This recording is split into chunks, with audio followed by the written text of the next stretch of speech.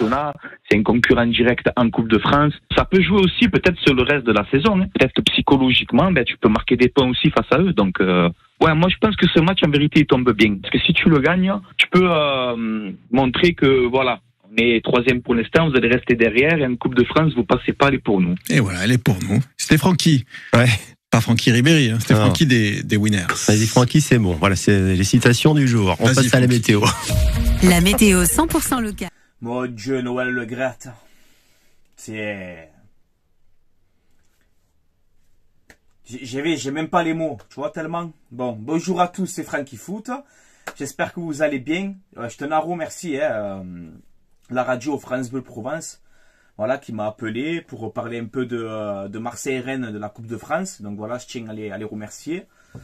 Donc voilà, on va parler un peu de tout dans cette vidéo. Elle risque d'être longue, donc je vais essayer d'être le plus rapidement possible parce qu'il y a énormément de choses à dire. Donc on ne perd pas de temps et on enchaîne tout de suite. Alors OM Rennes, 16e de finale de la Coupe de France. Donc voilà, on connaît notre adversaire. Donc encore une fois, merci à la radio France Bleu Provence qui m'a contacté pour parler un peu de ce match-là. Donc, comme je leur ai dit, hein, voilà. Donc Rennes, c'est vrai que c'est un adversaire, voilà, qui va être compliqué à jouer. Mais nous, l'objectif, c'est de gagner cette Coupe de France, c'est de terminer sur le podium. Donc, comme je leur ai dit, si on veut gagner cette Coupe de France, il faut battre Rennes. On est au Vélodrome, on est chez nous. C'est un concurrent aussi direct en championnat. Ça fait que si tu gagnes contre Rennes en Coupe de France, peut-être que psychologiquement, tu peux gagner, tu vois, durant le reste de la saison contre eux, tu vois, mentalement.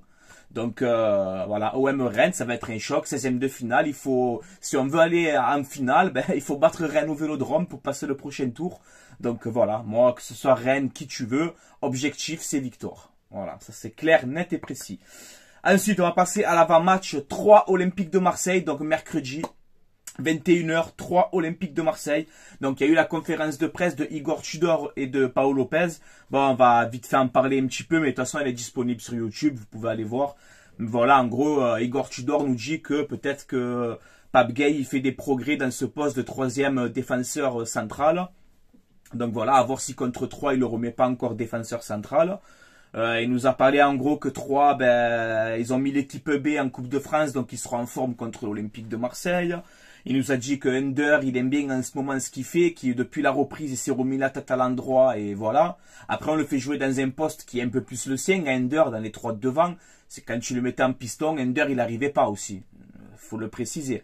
Là, en milieu offensif comme ça, Ender, on voit qu'il est plus à l'aise. Il nous a parlé aussi de Dieng, qu'il est content qu'il ait marqué, mais qu'il doit progresser devant le but, hein, voilà. Il nous a dit aussi que Payet est forfait, que le recrutement de Malinowski, il est très content de cette recrue, qu'il le voulait depuis l'été dernier. Il a dit, voilà, en gros, il a d'énormes qualités dans les 30 derniers mètres, il a un bon pied gauche, il a une bonne vision du jeu. J'espère que ça va se faire rapidement, comme ça, à la Ligue, il valide le contrat et il sera présent contre 3, au moins dans le groupe, quoi. Donc voilà. Après, on a eu Paolo Lopez, tout ça, qui a parlé. Donc voilà. La conférence de presse, elle est dispo sur YouTube. À noter aussi qu'on a 900 supporters marseillais pour l'instant à 3. Donc c'est incroyable. De partout, on est chaque fois suivi. C'est incroyable. Donc 900 supporters marseillais pour l'instant à 3. Donc c'est quand même impressionnant. Les absents, on a Amin Harit, Dimitri Payet, Nuno Tavares, Eric Bailly. Voilà, donc c'est quasiment les absents. Le Gigot qui revient dans le groupe, Klaus, on ne sait pas encore, mais là pour l'instant les absents que j'ai vus, c'est Harit, Payet, Tavares, Bailly. Donc voilà, pour l'instant on verra bien. Ensuite, je voulais vous mettre, avant de passer à la compo probable, cette photo de Eric Bailly, qui a rendu visite à Ndiaye, le joueur du IRFC. Donc voilà, il lui a donné son maillot. Là encore, il est retourné le voir. Donc voilà, quand même respect à Eric Bailly. Alors il a fait un mauvais geste, mais comme on peut voir sur le ralenti, il est concentré par le ballon, Eric Bailly. Il regarde le ballon, il n'avait pas l'intention de lui faire mal comme ça. Donc il se détend un peu. Hein. D'ailleurs, dédicace à supporter of Marseille qui en a parlé. D'ailleurs, il a absolument raison au passage. Mais voilà, Bailly, c'est vrai qu'il regardait le ballon. Donc ça peut arriver, c'est un mauvais geste, voilà. Alors on attend des 6 matchs, 7 matchs de suspension. Oh, ça va les gars. Ça va, il a tué personne non plus. C'est un mauvais geste, ça arrive à tout le monde. Bon bref, on verra bien. Donc, le classement de cette Ligue 1 où on voit que nos adversaires de mercredi 3, ils sont donc 13e avec 17 matchs, 4 victoires, 6 nuls et 7 défaites. Voilà. Donc on voit premier PSG, deuxième Lens, troisième l'OM, quatrième Rennes, cinquième Monaco, sixième Lorient, septième Lille, huitième Lyon. Donc voilà pour le classement. Donc 3 et 13e pour l'instant de ce championnat. La compo probable. Donc 3 Olympique de Marseille. Alors vous prenez en compte les absents pour l'instant qui sont, on va dire qui sont sûrs. Après je sais pas si Gigot sera là, si Klos aussi, ça je sais pas. Alors moi comme j'ai un peu des doutes sur les joueurs qui vont être là, je me suis imaginé ça. Donc Paul Lopez dans les buts.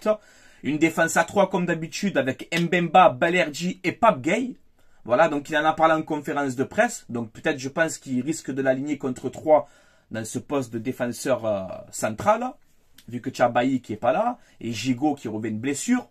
Donc pourquoi pas remettre Pape Gueye dans ce poste-là, voir ce que ça apporte. Caboret, ben, malheureusement, si Klos n'est pas là, on n'a pas trop le choix non plus. Donc Caboret à droite, Kolasinac, Toli en ce moment à gauche. Au milieu, moi je ferai Rongier, Guendouzi. Je ferai reposer un peu Verretou et je mettrai Rongier, Guendouzi. Et le trio, je mettrai pareil, hein, Ender, Sanchez et Bamba Dieng. Voilà, avec les absents qu'on a actuellement. Même si Malinowski est dans le groupe, je pense qu'il va démarrer remplaçant. On verra bien. Sauf s'il est titulaire d'un coup, je sais pas. Mais moi, je partirai sur une compo comme ça. Donc, le mercato, on y vient. La signature officielle, donc, de Malinowski. Alors, c'est un prêt avec option d'achat de 10 millions d'euros plus 2 millions de bonus. Voilà, exactement la somme. Moi, je vous avais dit 10 millions, transfert sec. Après, ça a changé. Finalement, non, c'est un prêt avec option d'achat obligatoire. Donc, voilà, 10 millions plus 2 millions de bonus. Il portera le numéro 18. Donc, voilà, c'est un joueur qui peut jouer à plusieurs postes. Hein. Milieu offensif, milieu central. Voilà, moi, je le vois dans ces deux postes-là. Donc, en gros, dans le trio de devant et dans les milieux centrales. Voilà, moi, je le vois dans les milieux centraux. Donc, je le vois dans ces postes-là.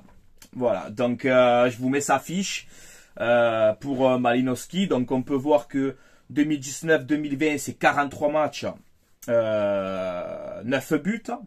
Voilà. Ensuite 2021 c'est 40 matchs, 8 buts. 2022 35 matchs, 7 buts. Et cette saison, donc là il joue moins, donc il veut partir. C'est 15 matchs, 1 but. Donc on peut voir que c'est quelqu'un qui physiquement ne se blesse jamais. C'est quasiment 35 matchs minimum par saison. Donc ça c'est très très bien pour nous. Hein, qu'on ne prend pas des joueurs blessés, tu vois.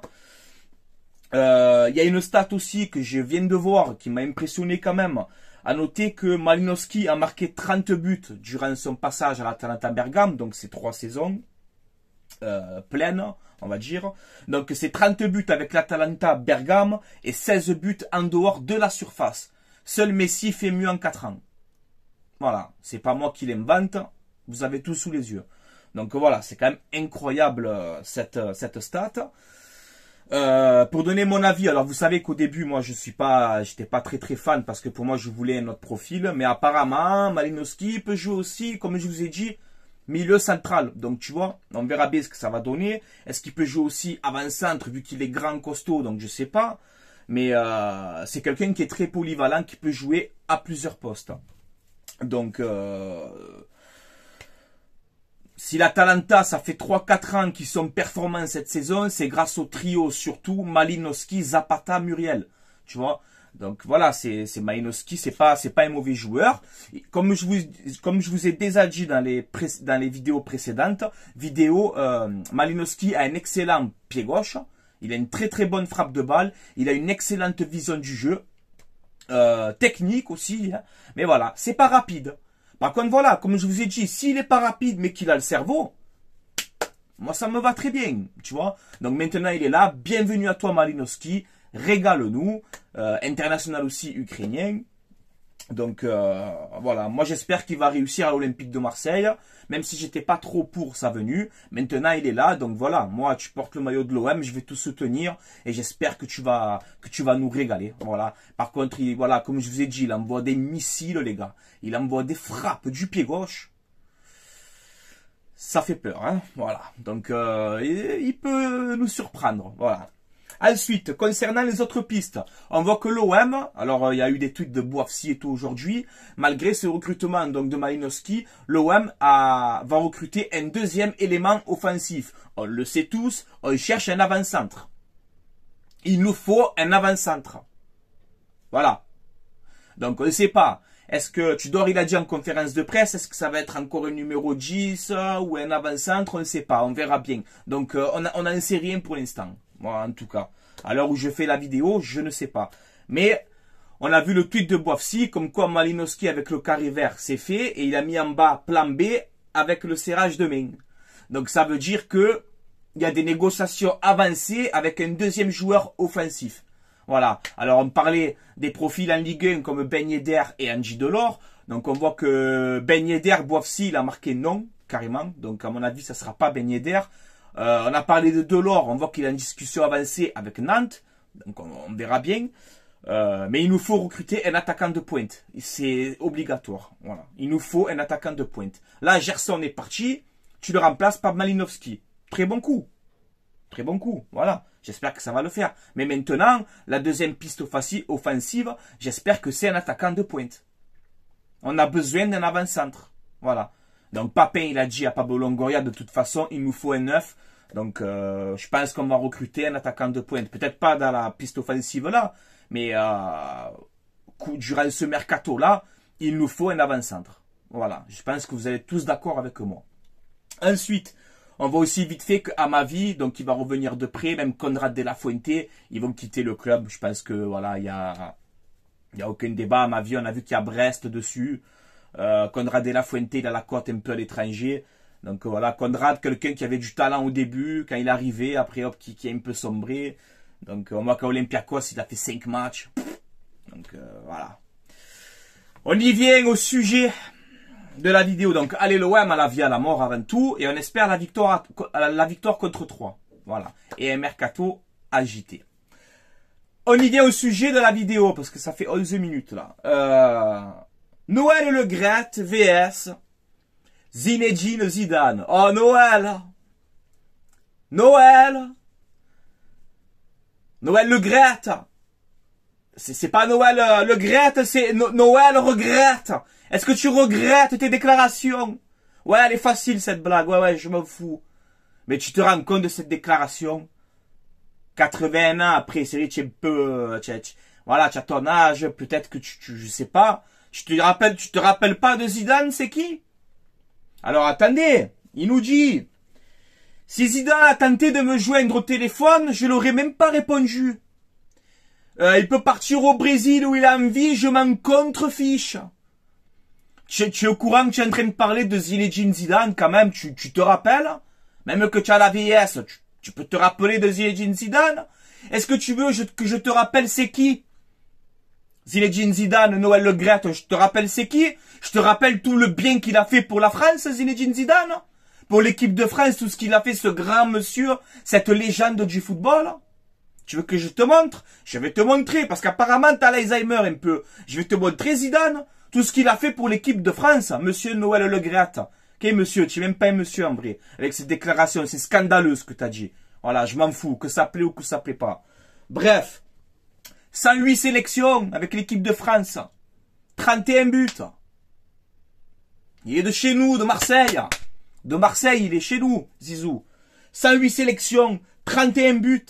Champion du monde 98, tu l'as pas oublié? Qui te met un doublé contre le Brésil, qui t'offre ta première Coupe du Monde à ton pays, monsieur Zinedine Zidane. Tu l'as oublié ça? Ah, parce que moi j'ai pas oublié, tu vois. Ensuite, je te mets un peu son palmarès. Le palmarès de Zidane, il est tellement grand que ça rentre pas dans les montages. Il faut que je le prenne 2 fois. Alors je te mets vite fait, mais c'est pour te montrer. Ballon d'or 98, 3 fois meilleur joueur de la FIFA, champion d'Italie, champion d'Espagne, champion de tout, même du ski, de tout, il est champion de tout.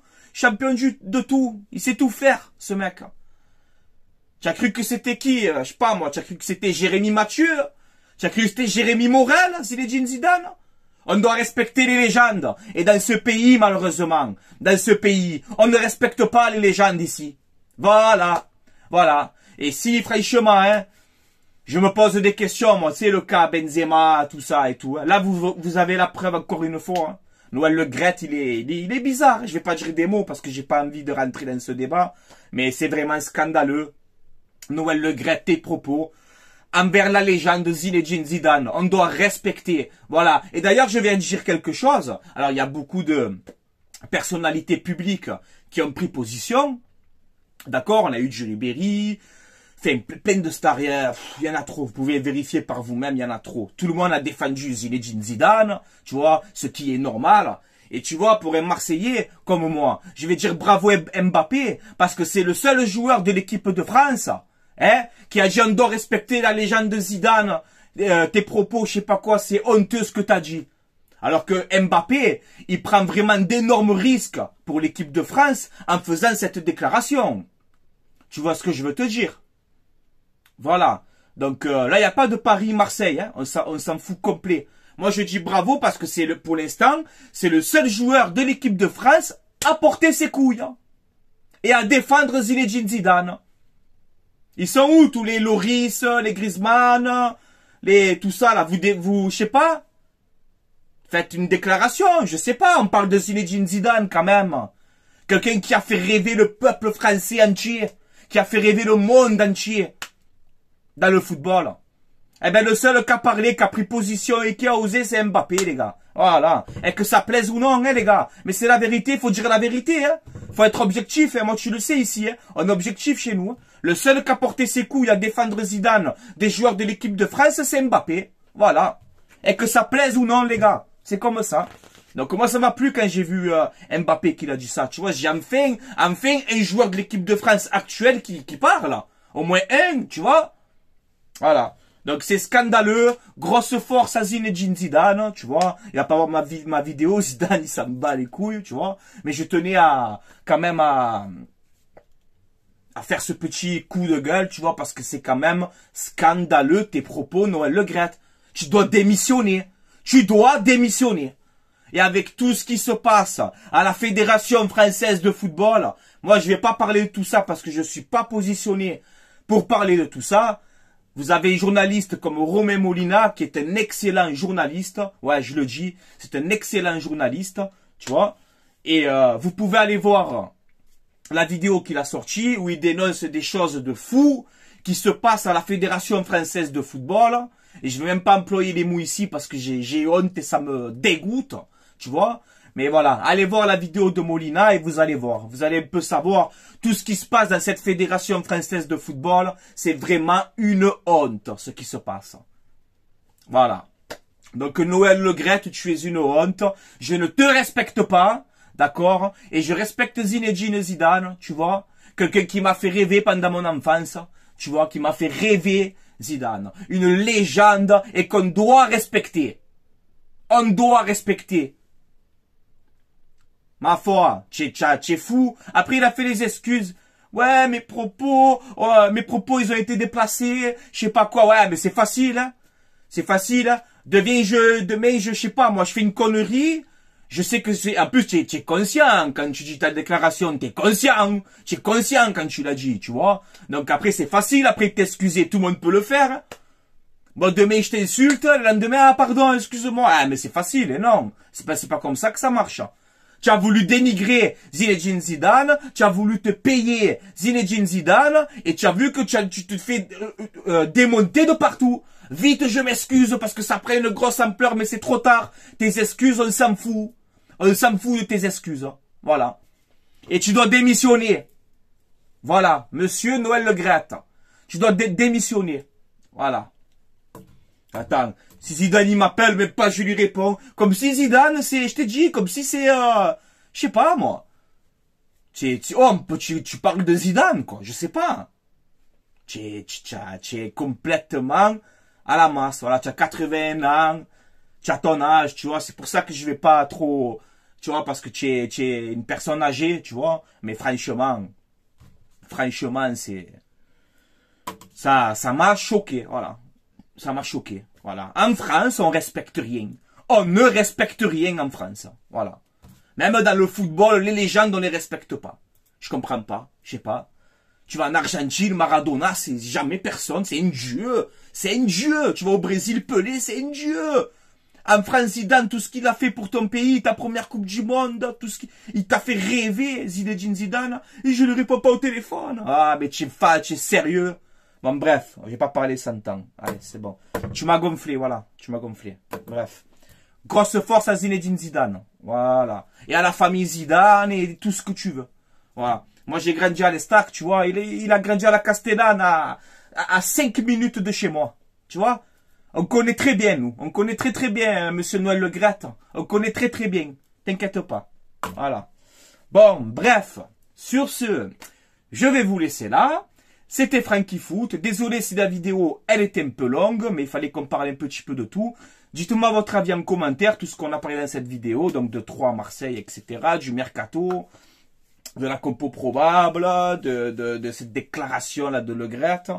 Donc voilà, dans le respect comme d'habitude, les gars, donnez votre avis en commentaire. Et voilà, n'hésitez pas à vous abonner aussi si ce n'est pas fait. À mettre un petit j'aime si cette vidéo t'a plu. Et on se retrouve mercredi soir pour le débrief de Troyes Olympique de Marseille. En espérant que l'OM s'impose.